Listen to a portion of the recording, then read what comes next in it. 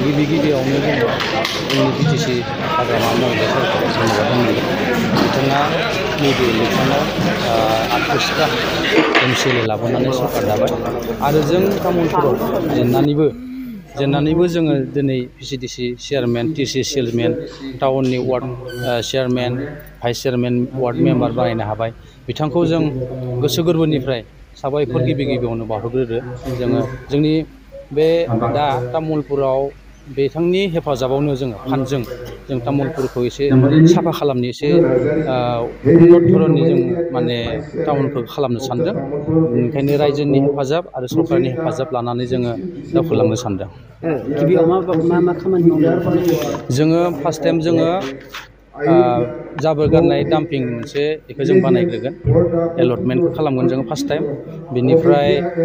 टाउननि जिखिनि लामाया गाज्रि जाना दङ बेखिनिखौ जों फार्स्ट टाइम मावग्रोगोन बिनिफ्राय ड्रेन थागोन ओमफ्राय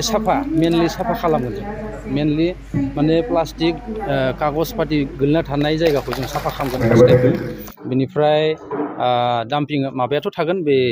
स्ट्रिट लाइटआ थाखागोन जोंहा बे स्ट्रिट लाइटखौ टारगेट लाग्रोदो फार्स्ट टाइम जों नैबे माबायाव बोसोराव